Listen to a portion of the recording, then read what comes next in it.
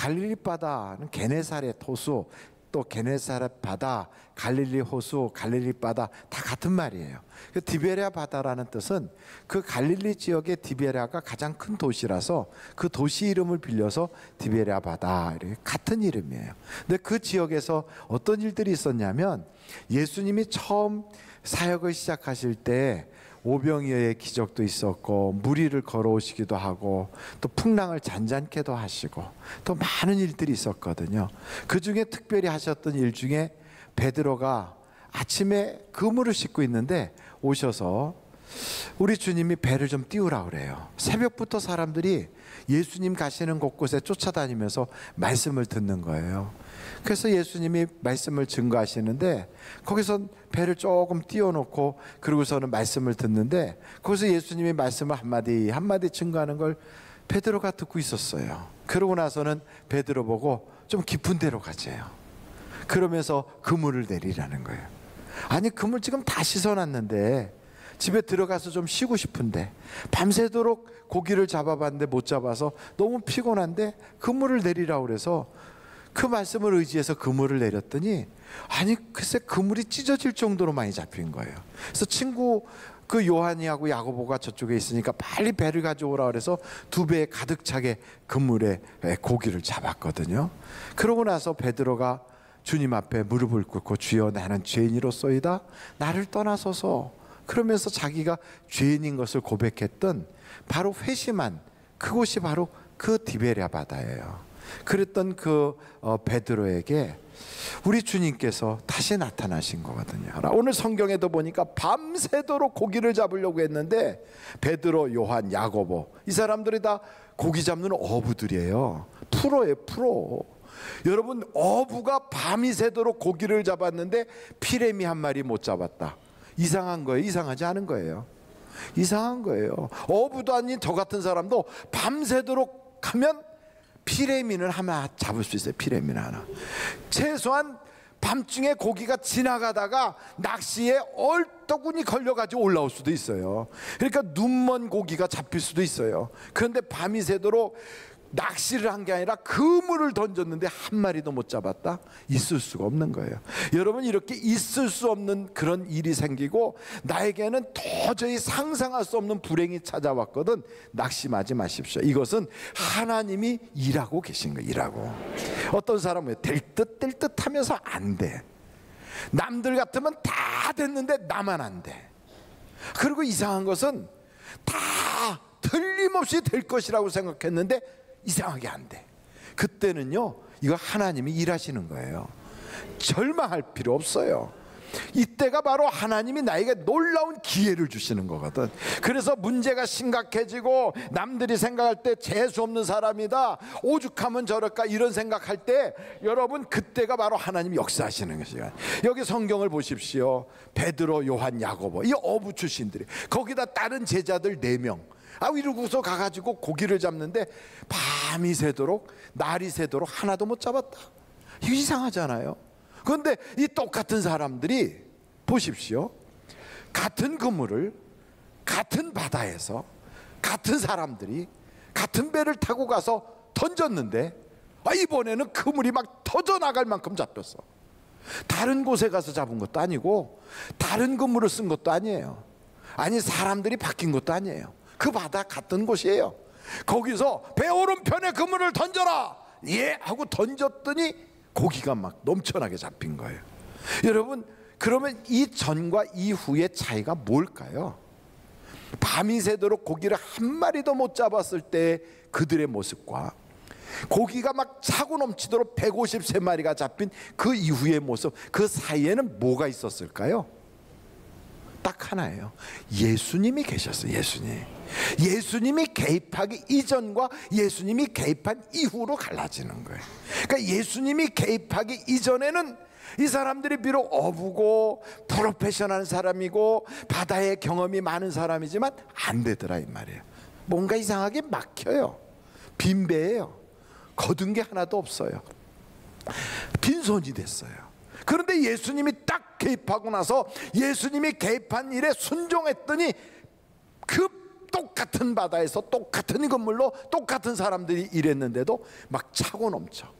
그런데 그물이 웬만하면 찢어질 텐데, 우리나라 요즘 그물은 그렇게 잘 안 터지지만 이 사람들 도구는 옛날 거라 낙후돼 가지고 고기들이 거기서 펄떡펄떡 뛰면 그물이 막 터져 나가거든요. 그런데 이 고기들이 잡혔어도 얌전하게 이렇게 하고 올라오는 거예요. 이렇게 하고 고기들이 팔딱팔딱하면 야야야 안 돼야 막 팔딱하면 그물 찢어진대. 조용히 하고 올라가자. 그래갖고 고기들이 서로 조용히 하고 올라왔다네요. 조용히 하고.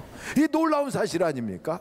그리고 이 153마리가 잡혔다는 거예요. 생각해 보세요. 자, 한번 다 같이 모이자 그래갖고 고기들이 우르르 모여갖고 1번, 2번, 3번, 4번 해갖고 153 끝. 너희는 가 이제 여기까지 해갖고 딱 잡은 거란 말이죠. 얼마나 놀라워요. 이건 하나님의 기적이죠. 할렐루야. 그러니까 우리 인생도 안 되고 안 되고 안 된다 해도요, 그 이전엔 내가 해도 안 되고 뭐가 해도 안 되고 도와줘도 안 되고 또 좋은 인맥 붙잡아도 안 되고 자본 투자해도 안 되고 기술력 도원해도 안 되고 별것 안 됐어도요, 하나님이 개입하면 되는 역사가 있나야 돼요. 그래서 여러분 꼬이고 얽히고 설키고 문제 있거든 낙심하지 말고 하나님이 복 주실 기회로 여기시기를 간절히 바랍니다. 어떤 기회요? 하나님만 만나면 역사가 나타나는 거예요. 만나면. 여러분, 이스라엘의 역사 중에 엘리야라고 하는 사람은 가뭄이 들어서 온 대지가 다 말라 물이 하나도 없어요. 먹을 양식도 떨어지고 심지어는 짐승들도 먹을 풀이 없어 다 죽어버렸어요. 나라가 망해버려요. 그런 판인데 그 똑같은 그 나라에서 그 사람들이 모여가지고 하나님께 기도하였더니 하나님이 만나주시는 거예요.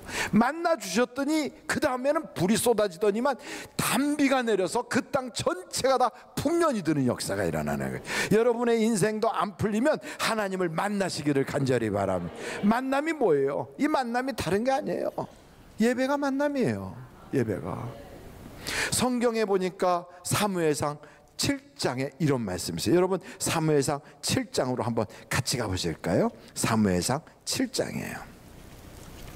사무엘상 7장 거기에 9절에 이런 말씀이 나와 있어요. 사무엘이 젖 먹는 어린 양 하나를 가져다가 온전한 번제를 여호와께 드리고 이스라엘을 위하여 여호와께 부르짖음에 여호와께서 응답하셨더라. 이 응답의 역사가 어떻게 되느냐? 이전에는 블레셋과 싸우면 져요. 블레셋과 싸우면 지는데 3만 명이 죽었어요. 하나님의 법궤도 뺏겼어요. 20년 동안이나 종살이를 해요. 그래서 남의 밑에서 일을 하는 거예요. 얼마나 비참해요. 그런 그 이스라엘 사람들이 사람이 바뀐 것도 아니고 지형이 바뀌어진 것도 아니고 원수들이 달라진 게 아니에요. 다 똑같아요. 사용하는 무기도 똑같고 원수들이 강력한 것도 똑같아. 약한 자기들도 똑같이 약해. 그런데 여기 성경에 보니까 온전한 번제를 드리고 하나님께 부르짖어 기도한 다음에는 블레셋이 쳐들어와도요, 하나님이 도와주니까 어떻게 되니까? 하나님이 개입하시니까 이제는 이겨요. 이제는 여러분 안 되던 것, 문제 있던 것, 재판하는 것, 뭐 법적인 문제, 건강의 문제, 인생살이의 문제가 복잡해도 하나님이 개입하시면 된다 이거예요. 된다. 그러니까 어떻게 하나님을 개입시키느냐? 여기 성경에 보니까 온전한 번제를 드렸다는 거예요. 예배에 성공하시기를 간절히 바랍니다. 하나님과 만나시기를 간절히 바라요. 만나면 앉은 맹이도 일어나요, 소경이 눈을 떠요, 죽은 자도 살아나요. 그 만남이 뭐냐? 예배가 만남이에요. 우리 주님이 그러잖아요. 예배하는 자를 만나주신다 그러잖아요. 오늘도 이 예배를 통하여 진정한 예배, 온전한 예배를 드릴 때, 예배에 성공할 때 하나님이 기적이 일어나기를 간절히 바랍니다. 하나님이 만나주셔야 되는 거예요. 예배가 구경하는 줄 알고 예배를 본다고 그래. 예배는 보는 게 아니고 예배는 하나님을 만나는 거예요. 찬송할 때 만나고, 기도할 때 만나고, 말씀 들을 때 만나고. 그래서 아멘 아멘 하면서, 그래서 우리 주님이 신령과 진정으로 예배하는 자를 만나주세요. 만나야 돼요. 만나야. 여기 온전한 번제를 드릴 때 만나주시니까 같은 상황인데 하나님이 개입이 되잖아. 똑같은 사람인데 하나님이 도와주시잖아요. 그리고 만나주신 그 하나님이 기도하는 그 일에 응답을 주시잖아요. 그게 어떻게 됩니까? 사무엘상 7장 거기에 10절부터 한번 보실까요? 10절부터. 사무엘이 번제를 드릴 때 블레셋 사람이 이스라엘과 싸우려고 가까이 오매 그날에 여호와께서 블레셋 사람에게 어떻게 했다고요? 큰 우레를 발하여. 누가 그렇게 하신 거예요? 하나님이.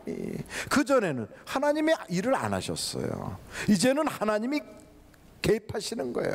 여러분, 예배를 마치고 탁 나가면 똑같은 사람이고 똑같은 환경이고 똑같은 사업장이고 똑같은 가정인데 달라졌어요. 뭐가 달라졌느냐? 하나님이 일하시기 시작하는 거예요. 하나님이 개입하시기 시작하는 거예요. 그러면 어떻게 해야 되느냐? 이게 항상 똑같은 원리예요. 하나님께 온전한 예배에 성공을 해야 돼요.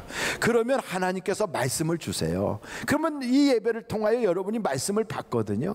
그 말씀을 받을 때 깨달아지는 말씀, 감동되는 말씀, 또 어떤 때는 은혜가 되는 말씀, 이런 말씀을 받아요. 그럼 그 말씀을 딱 붙잡고 말씀에 순종해요. 순종. 할렐루야. 어떤 때는 광고가 말씀이 될 때도 있어요. 그런데 그 광고를 들을 때 설교 시간에는 내내 졸다가 광고 시간 눈 떴다가 그때 하나님의 음성이 들린 거예요. 그래도 역사가 나타나요. 보십시오. 여기에 이렇게 10절 말씀을 읽었으면 다음에 11절이잖아요. 이스라엘 사람들이 미스바에서 나가서 블레셋 사람들을 추격하여 뱃갈 아래에 이르기까지 쳤더라.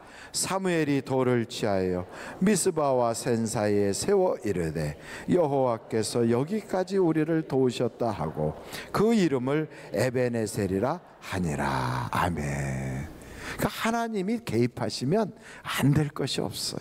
저는 여러분 인생에 아무리 복잡다사해도 그건 내 생각이고요. 하나님만 제대로 만나세요. 그래서 예배를 우리가 건성으로 드리지 말고요. 예배에 우리의 인생을 걸어봐요. 예배에 우리가 한번 생명을 걸어봐요. 엘리야처럼 정말로 뜨겁게 하나님께 예배를 드려봐요. 성령이 막 임하는 예배, 하나님의 그 놀라운 성령이 막 나를 가슴이 막 뜨거워지는 예배를 드리면 이 예배를 마치고 딱 돌아설 때 우리 주님이 내게 말씀 주시고 깨닫게 하시고 감동 주시고 그걸 붙잡고 기도하면서 나가면 우리 앞에요 막 원수들은 밟히고요 귀신들은 떠나가고 문제는 해결돼요. 하나님은 지금도 살아계시다고요. 그 하나님이 역사해 주실 줄로 믿습니다. 죽은 자도 살아난다는데 안 될 일이 어디 있겠어요. 그걸 못 믿으니까 안 되는 거예요. 못 믿으니까. 그래서 성경은 우리에게 끊임없이 같은 말씀을 반복하는데 내 믿음대로 될지어다 그랬어요. 그러니까 믿음이 없으니까 안 되는 거예요. 믿음이 없어서 안 돼요. 에이 되겠어. 그러니까 안 되는 거예요. 아이고 내가 되겠어. 아이 지금까지도 교회 다녀서 된 것도 없는데 뭐가 되겠어. 그 말 때문에 안 되는 거예요. 그것 때문에. 그러니까 여러분 믿음이 그러니까 안 되는 거예요. 안 되는 믿음을 가지고 있어. 죽쓰는 믿음을 가지고 있어. 그러니까 안 되는 거예요. 이제부터 믿음을 바꾸세요. 믿음이 안 바뀌면 믿음을 달라고 하세요. 하나님 내게 믿음을 주세요. 믿음 없는 나를 불쌍히 여기시고 내게 믿음을 허락하여 주시옵소서. 교회를 10년 20년 30년 다니고도 팔자를 못 고쳤다면 문제가 있잖아요. 성경에 보니까 여리고성에 있는 사람은 예수님을 한 번만 만나고도 소경이 눈을 떠서 평생의 소원이 이루어지고 팔자를 고쳤는데 아니 왜 예수를 평생 믿으면서 그 인생의 문제를 해결 못하냐고. 그러니까 답답하잖아요. 그러니까 예수를 얼마나 믿었느냐, 연조도 중요하겠지만 그보다 더 중요한 건 진짜 만났느냐, 이게 중요한 거예요. 진짜 만나시기를 간절히 바랍니다. 마지막으로 오늘 저는 이 말씀을 보면서 예수님께서 다 이렇게 차려놓은 그 식탁이 있어요. 거기에는 물고기가 다 구워져요. 그리고 떡을 구워요. 이렇게 얼핏 보면 우리 주님이 아침상을 준비하셨잖아요. 우리 주님은 참 너무 귀하신 분이세요. 아침상을 준비해 놓고 그리고 제자들이 와서 추운 데서 그렇게 고기 잡느라고 고생했으니까 와서 불을 좀 쬐라는 거예요. 근데 여러분 여기 성경에 보니까 베드로는 거기를 선뜻 못 가요. 베드로 마음속에 우리 주님에 대한 죄송함이 있거든. 미안하잖아요. 미안하니까 못 나가는 거예요. 예수님을 부인했거든. 예수님 모른다고 했거든. 조그만 계집아이 앞에서 예수 아는 사람이라고 그랬더니 아니라고 막 욕까지 해가면서 예수 모른다고 했거든요. 그게 미안한 거예요. 그러니까 예수님 저기 계시는데도 미안하니까 못 가요. 저도 부모님한테 잘못하고 나니까 집에 들어갈 때 죄송하고 미안해서 그냥 어디 쥐구멍이라도 있으면 숨고 싶고 그러더라고요. 학교 갔을 때도 늦게 가면요, 애들 다 공부할 때 뒤늦게 가잖아요. 그럼 뒤늦게 갔을 때 문 열고 들어갈 용기가 나요, 안 나요? 늦어보지 않으셨구나. 저는 늦어봤거든요. 늦게 가서 이렇게 보면 문 밖에 서서 안을 이렇게 들여다보면 공부하는 애들이 그렇게 부러워. 근데 못 들어가겠어. 선생님이 이렇게 앞에서 막 가르치는데 문 열고 못 들어가겠어요, 민망해서. 그러니까 밖에서 부끄러워서 이렇게 있을 때 선생님이 탁 보고 영태가 너 들어와, 그러면 그때 쑥 들어갈 수가 있어요. 그것처럼 베드로가 민망하니까 예수님 가까이 못 가고요, 마음은 거기 가 있는데 몸이 못 가는 거예요. 이게 뭐 하고 있을까요? 거기서 고기 세고 있는 거예요. 그래서 153마리가 나온 거예요. 153마리가 왜 나왔겠어요? 고기 세고 있는 거지. 뭔가 하는 치 해가면서. 그리고 고기 세고 있으니까 우리 주님이 그 마음을 모르시겠어요? 시몬아, 너 그 잡은 고기 이리 가져와라. 그러니까 고기를 이렇게 들고 가는 거지요. 그 불에다가 이렇게 올려놓으면서 거기서 이렇게 앉으라고 그러니까 앉아서 손을 이렇게 째요. 그렇게 째고 있을 때 우리 주님이 갑자기 시몬의 뒤통수를 딱 때리면서, 이 나쁜 놈, 너 그럴 수 있냐 이놈아? 이렇게라도 하면 속이라도 시원할 텐데 주님이 아무 말씀도 안 하셔. 가만히 계시면서 이거 먹어라, 이거 먹어라 그래요. 얼마나 미안해. 거기서 떡을 꾸지럭 먹고, 생선 주시니까 생선을 우두둑 먹고. 그 먹으면서 무슨 생각했겠어요? 거기에 모닥불이 이렇게 켜져 있으니까 아이고 이놈은 죽일 놈이요, 이런 생각하면서 죄송해가지고 이렇게 하고 있는데 다 식사가 끝날 때까지 아무 소리 안 하는 거예요. 여러분, 집에서 꼭 하고 싶은 얘기가 있거든. 밥 먹을 때는 하지 마세요. 왜 밥상이 뒤집어지느냐? 밥 먹을 때 해서 그래. 밥 먹을 때. 그러니까 우리 주님도요, 하고 싶은 얘기가 이렇게 있는데 안 하시잖아요. 그 하고 싶은 얘기가 있잖아요. 말썽 부리고 온 녀석한테 야 밥이 넘어가냐? 이놈아 밥이 넘어가, 막 이러면요 숟가락 딱 던지고 가버리잖아. 그러니까 밥 다 먹는다고 막 가서 욕을 해대고. 그러니까 안 좋은 거예요. 밥 다 먹을 때까지 내버려 둬요. 그냥 남편이 어디 밖에서 바람피다 들어왔어도 먹거든 그냥 밥 잘 먹으라고 내버려 둬요. 직장에서 잘려서 왔어도, 사업 부도나고 왔어도 밥 잘 먹게 내버려 두라고. 얼마나 미안하겠어. 아주 죄송해서 죽고 싶은데 그래도 온 건데. 똑같은 거예요. 아주 미안해 죽겠어 베드로가. 그렇게 미안해 죽겠는 그 시몬이한테 우리 주님이 너 그럴 수 있냐 이놈아, 이렇게 하지 않고 딱 이렇게 묻는 거예요. 너 날 사랑하냐? 애들이 밖에서 사고치고 탁 들어왔어도 아들아 너 엄마 사랑하냐? 그래 봐요 한번. 밖에서 부도 내고 탁 들어온 남편한테 여보 당신 우리 가족 사랑하지? 그래 봐요. 안 죽어요. 그러면 미안해서라도 죽을 수 없어요. 그런데도 죽으면 그거는 2번 3번 죄 짓는 거지. 그러니까 사랑하지 않는 거지. 사랑하지 않으니까 자기만 생각하고 미안하다고 칵 죽어버리는 거지. 정말 사랑하면 죽을 수가 없어요. 생명 걸고 다시 일어나는 거지. 여러분, 일어나면 일어나지는 거예요. 하면 되는 거예요. 하나님이 도와주시면 역사가 나타나는 거예요. 그런데 결정적으로 성경을 딱 보니까요, 하나님이 누구를 쓰시는가 보니까 능력 있는 사람 쓰는 게 아니고 이력서 괜찮게 쓸 수 있는 사람 쓰는 게 아니더라고.